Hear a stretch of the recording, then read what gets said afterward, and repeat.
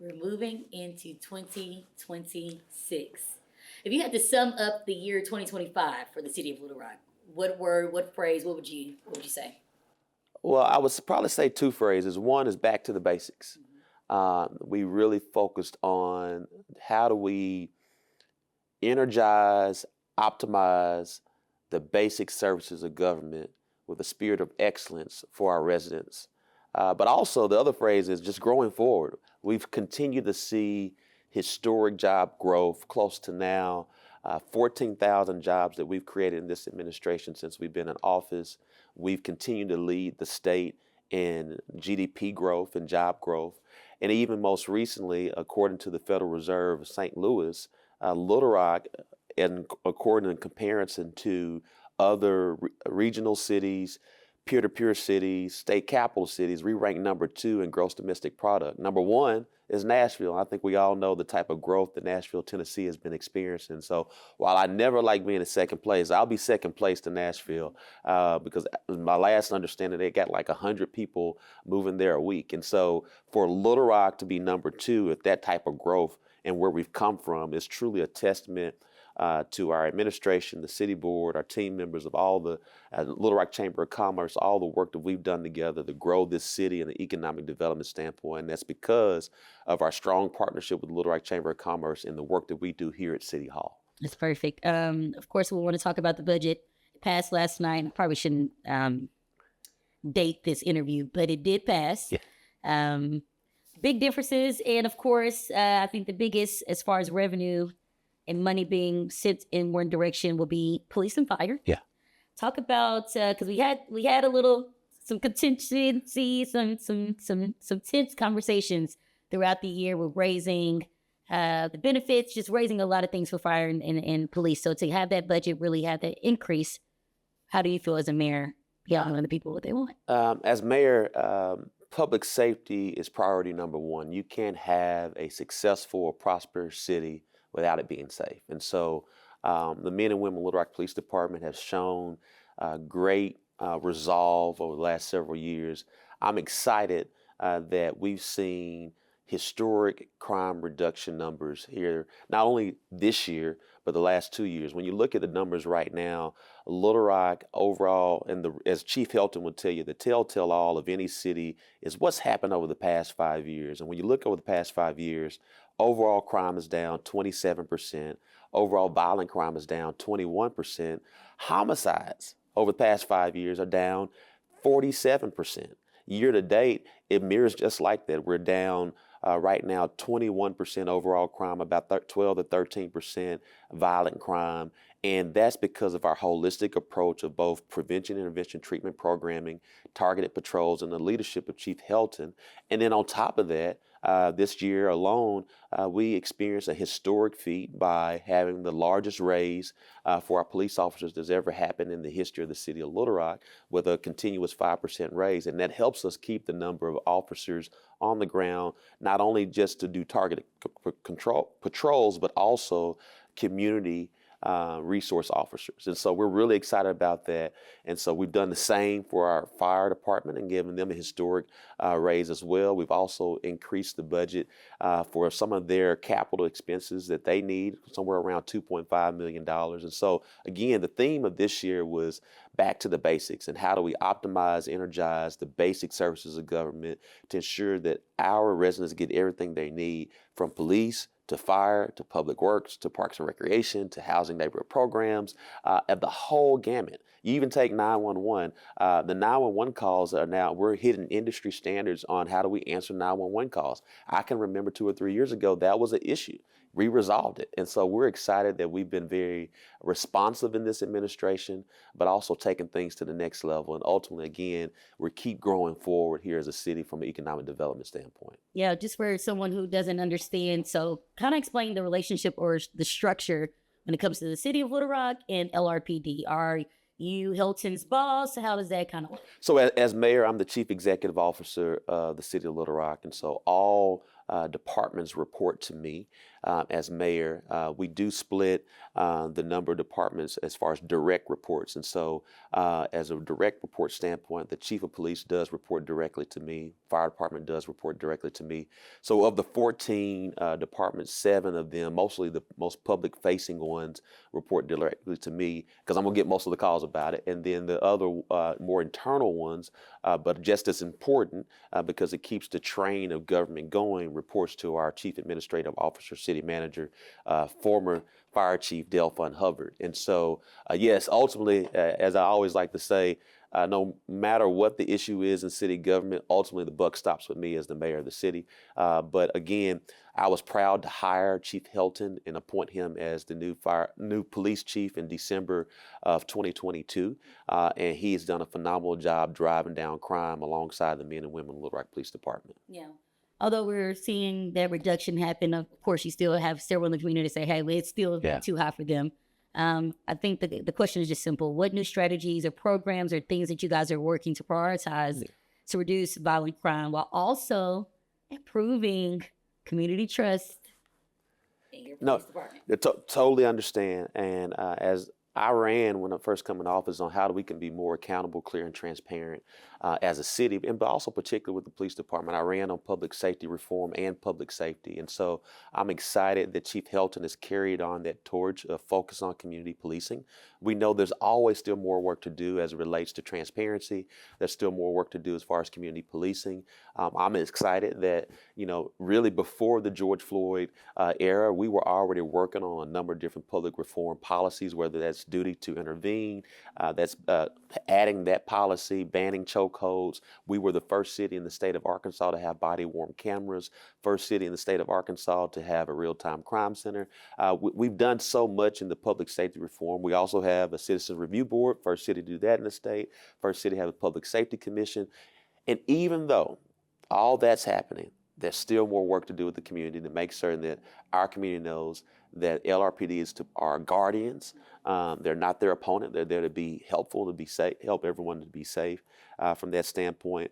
And so we continue to do that, and we want to continue to focus on that. But also, we know the more officers that we are able to hire, we're able to do more community policing work as well. And that's the reason why we issued a $10,000 sign-on bonus for our officers. So if you really need a job in Little Rock, you can become a police officer. We're giving $10,000 sign-on bonuses. And also, if you live outside of the city, you want to move into the city and be a police officer, you get an additional $5,000. So it's $15,000 plus.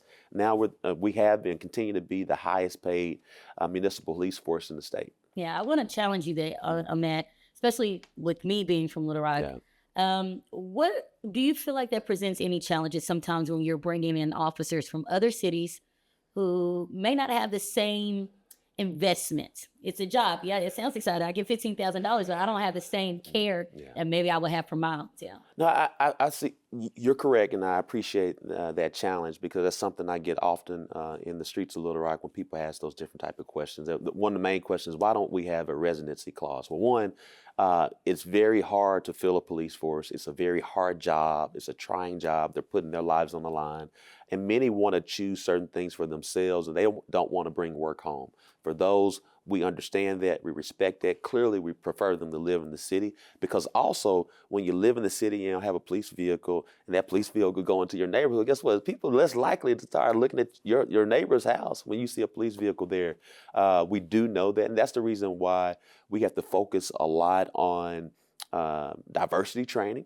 We have to focus a lot on how do you focus on restraint? How do you focus on de-escalation tactics and things of that nature? And so we really lead in that area. We know there's still more work to do. But again, ultimately, we want people to do that. And that's why we put different things in place to kind of encourage folks, whether it's the $5,000 to move to the city, or, we try to figure out different ways. If you want a take-home vehicle, it's encouraged. If you live in the city, you're going to have one. And so we know we got more work to do, but we have been doing it, and we've seen that, but also that's an appropriate challenge. Okay, perfect. Because I think my other question would probably need to fall more so on Hilton, but I would love eventually if we can get the numbers of how many officers that we have that are not? I can tell you. Yeah. You can tell you. Yeah. Oh, you have. Yeah. Let's get to it. I'm sorry. Yeah. You are the chief. Yeah. I mean, what you say, chief executive officer. And I don't want to hyper focus on this because there's so much more to cover. But Sure. how many officers are we talking, Doug? So I think it's good to understand when you look at the city budget. When you look at the Little Rock Police Department, it's probably going to say Little Rock Police Department has somewhere around 700 to 725 FTEs. 594 of those full-time equivalent team members are sworn officer personnel. So our budget is we are budgeted for 594 officers. I will tell you that any given month we may be down 30 to 70 officers as far as vacancies. And that's because under the President Clinton COPS bill in the mid-90s, there was an influx of officers across the entire United States to become officers. There was a lot of incentives. And so now, as we're entering, we're in 2025, many of those officers are deciding to retire. You got to also think about, you got officers who may have started that they were 18, 19, 20 years old as a cadet, and now they're probably not even 50, and they have the ability to retire with 28 years of service, not 50, and get 85 to 90% of your salary. So they're making that decision. I say that to say is that's the reason why we focus so much on the $10,000 sign-on bonus, and we are constantly recruiting because we're fighting retention.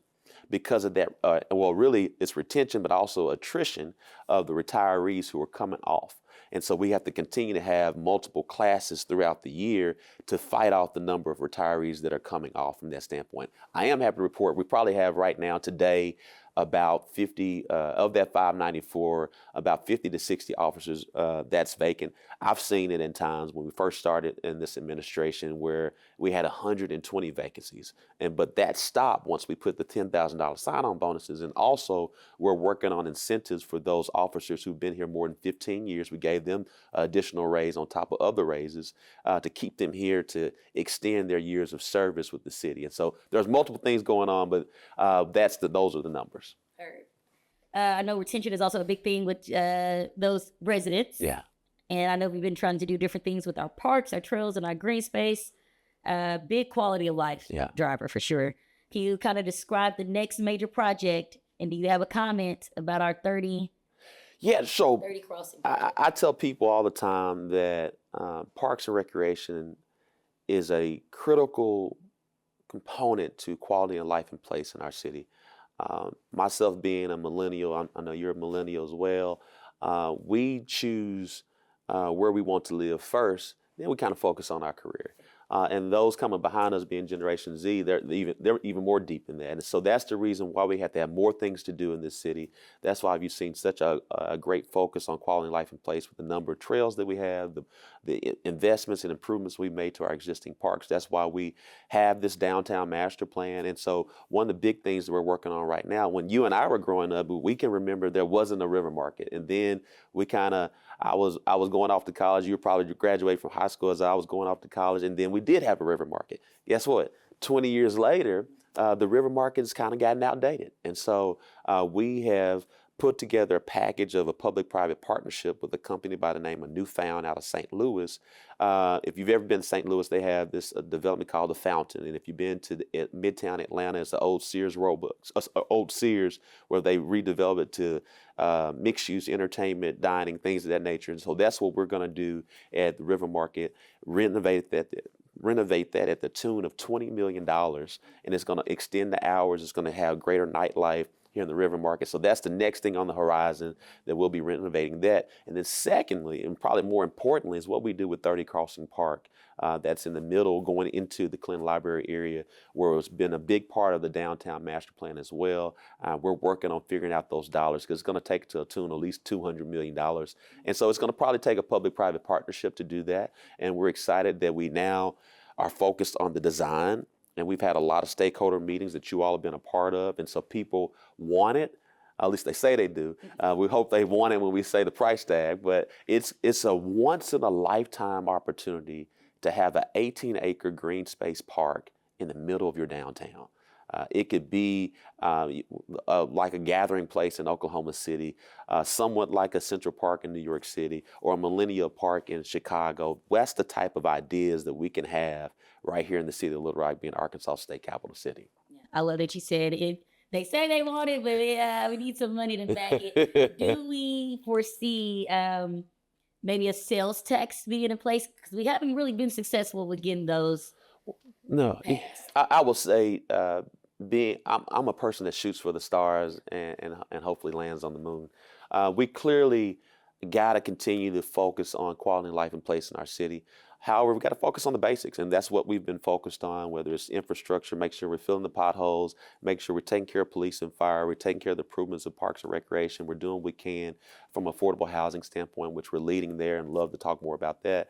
Um, the question right now is, we are not working on any sales tax initiative. We want to make certain we take care of the existing basic services, and when there are opportunities to elevate with funds available, like what we're doing with the River Market renovation, like what we're planning to do with the 30 Crossing Park, like what we're planning to do with Memorial Park. We're working on we got some things going on right now that are cooking from a public-private partnership that we can truly see Memorial Park really being the central park for the city of Little Rock. And so I would say that we in this administration are more focused on public-private partnerships. It may come a day where you need to do a sales tax, but ultimately it's got to be what the people want. And I would say while Little Rock has experienced a lot of jobs growth and economic development, that may not always translate to every resident. And so we have to focus on affordability. And so many people should know that Little Rock has the lowest sales tax rate in the state. Now, granted, we got the most people, so we're going to have a little bit more money.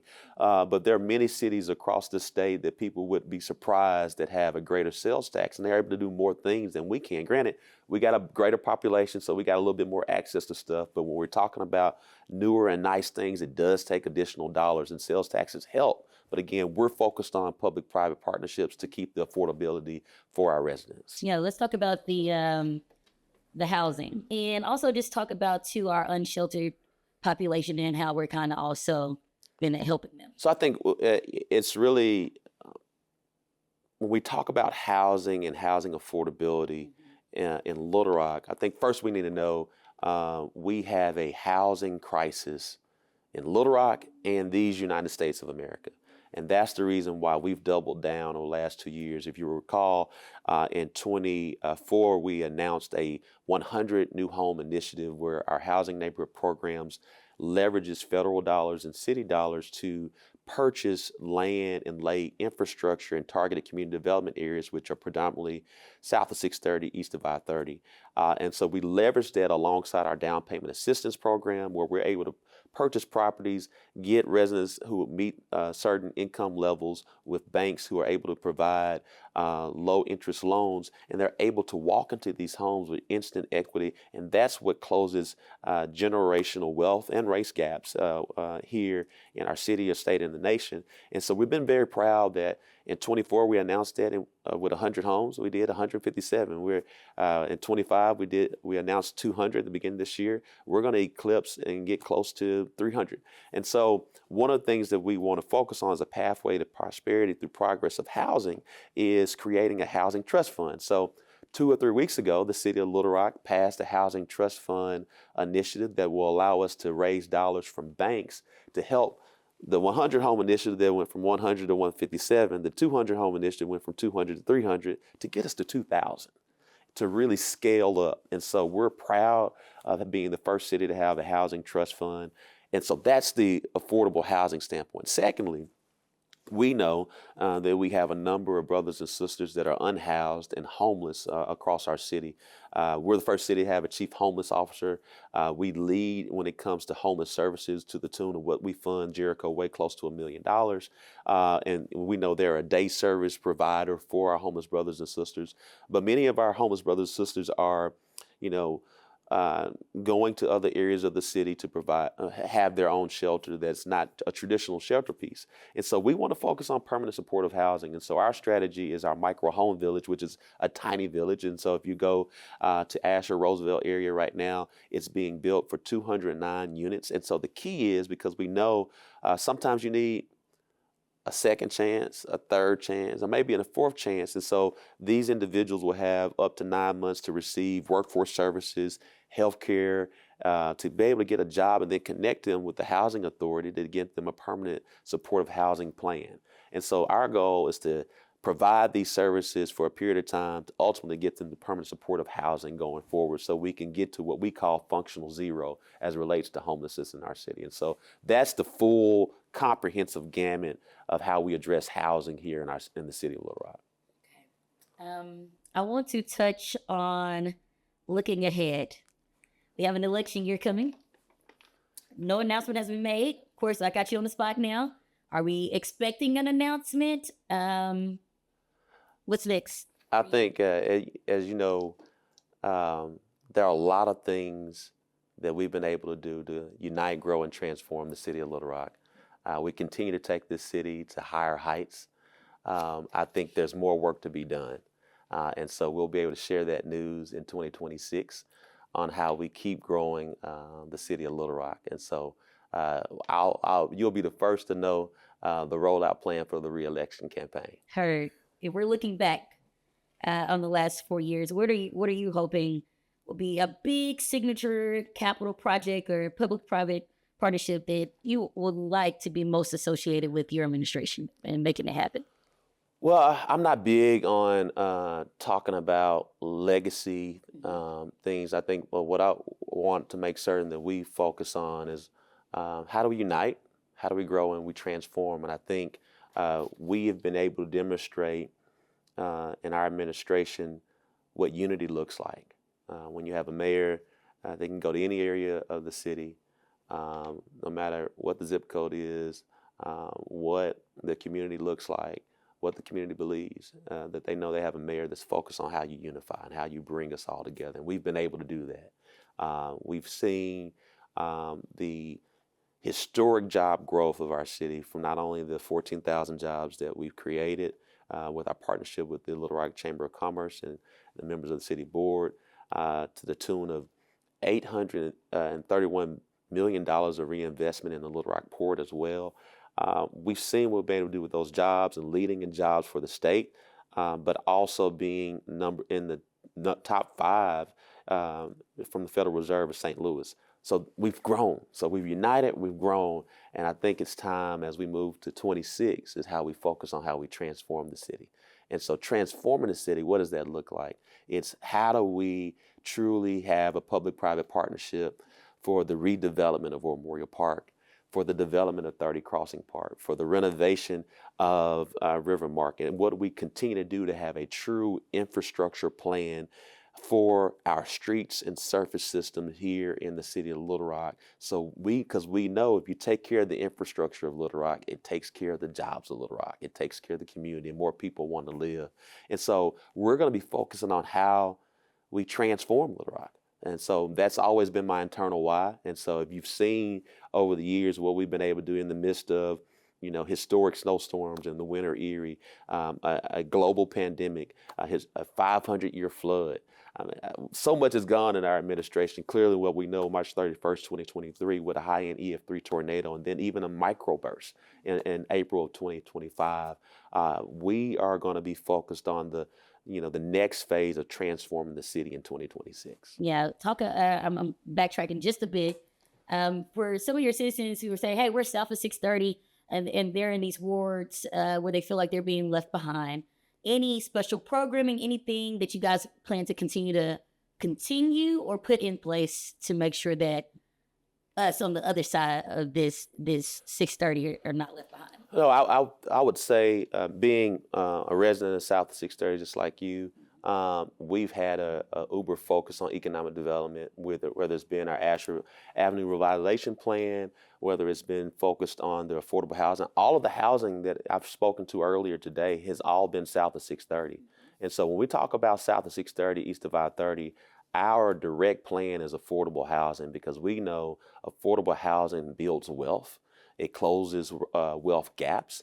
It helps the overall economy, but it helps the residents, number one. And so we will continue to focus on affordable housing south of 630, east of I-30.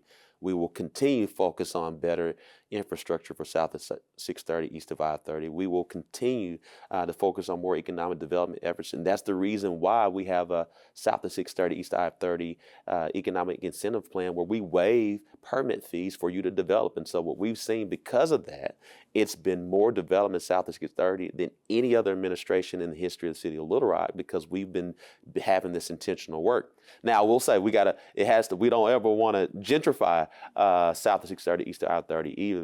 Someone was laughing at me the other day that, wow,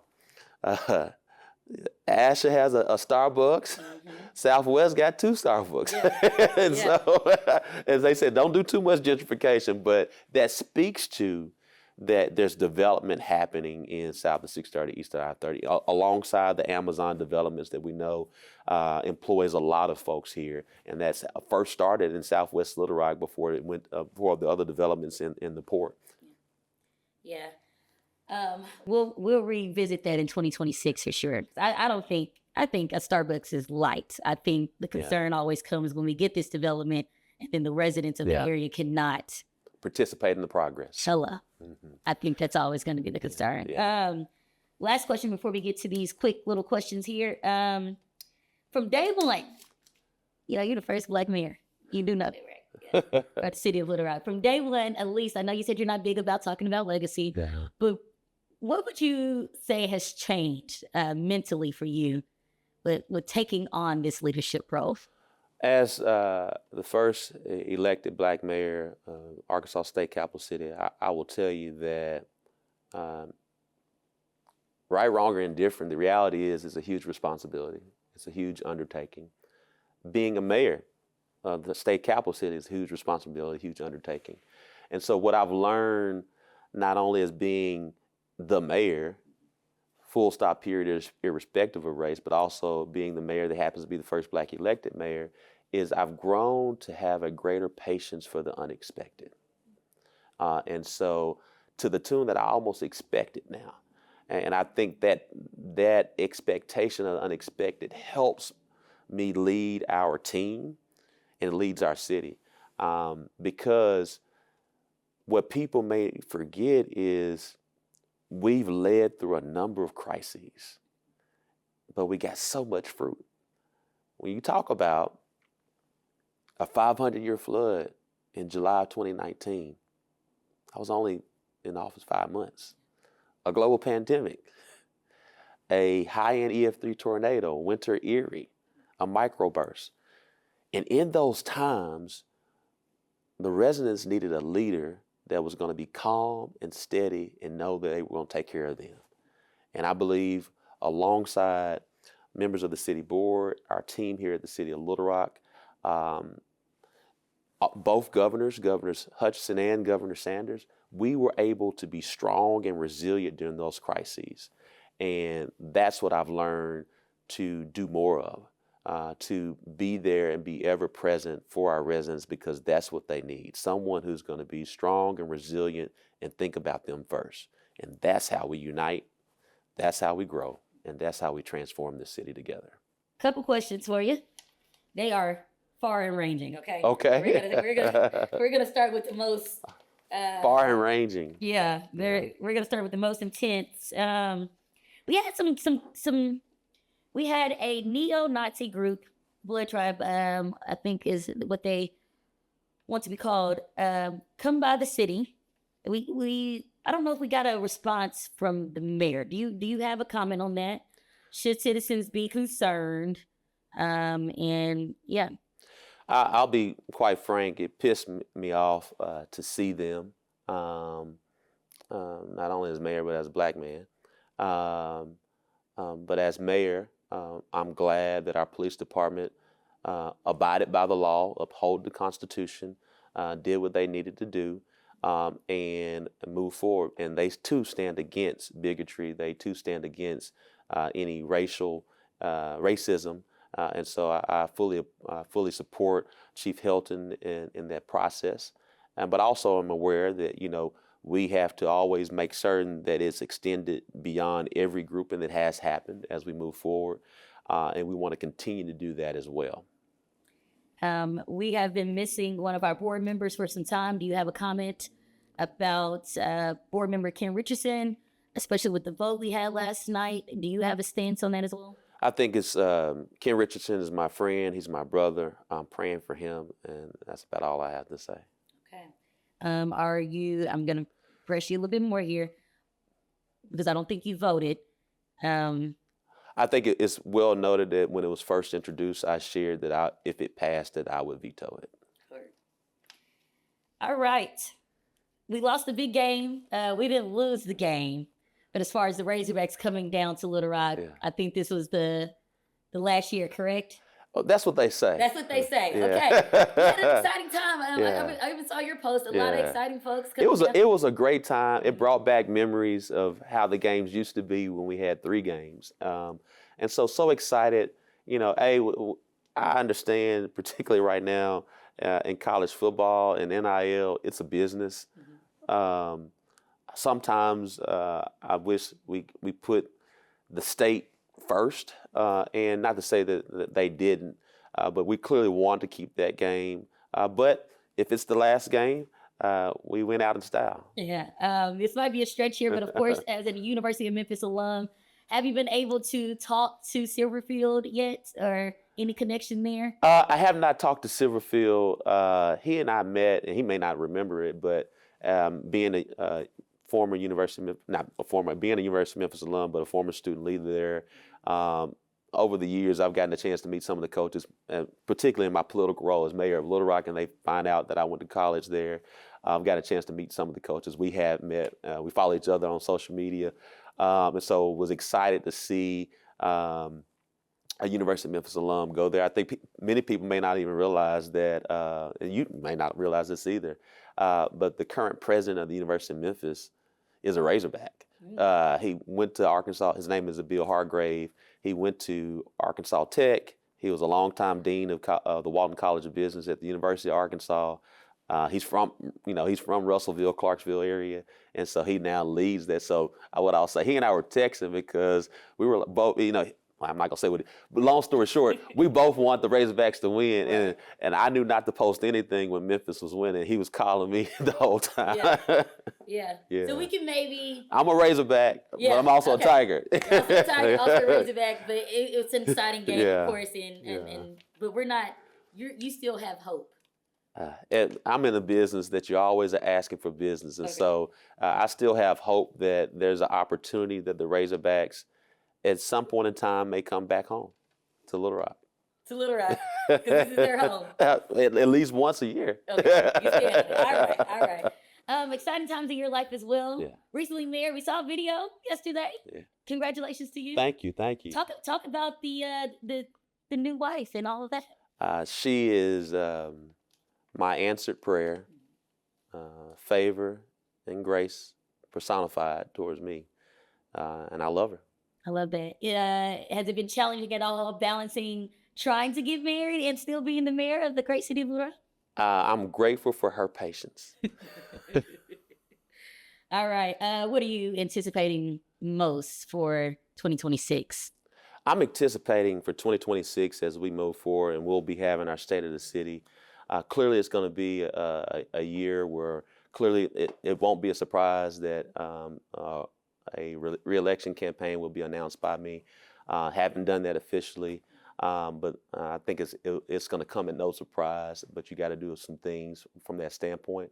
But ultimately, it's about focusing on how we transform the city. Again, we've doubled down on unity, we've doubled down on growth, and we're going to double down on transformation.